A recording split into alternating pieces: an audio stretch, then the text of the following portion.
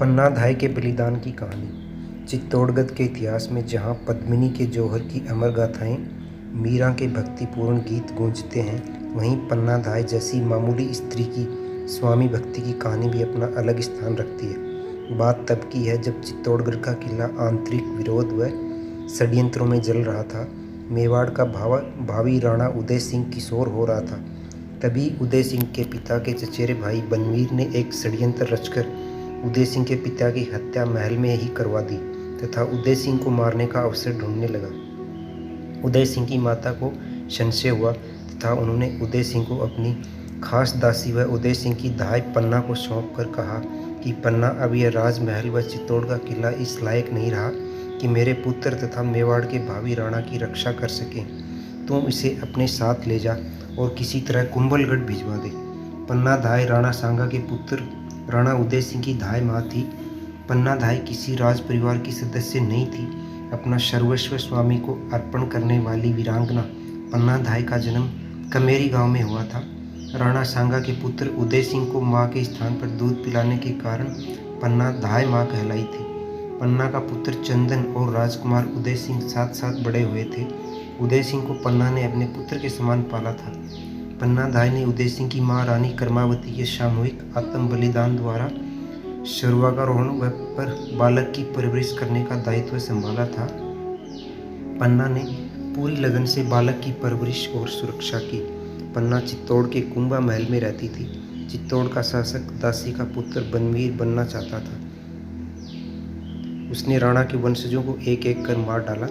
बनवीर एक रात महाराजा विक्रमादित्य की हत्या करके उदय सिंह को मारने के लिए उसके महल की ओर चल पड़ा। एक विश्वस्त सेवक द्वारा पन्ना धाय को इसकी सूचना मिल गई। पन्ना राजवंश और अपने कर्तव्यों के प्रति सजग थी। वह उदय सिंह को बचाना चाहती थी। उसने उदय सिंह को एक बांस की टोकरी में सुलाकर उसे झूठी पत्तलों से ढककर एक विश्वासपात्र सेवक के साथ महल से बाहर भेज दिया। बनवीर को धोखा देने के उद्देश्य से अपने पुत्र को उदय सिंह के पलंग पर सुला दिया।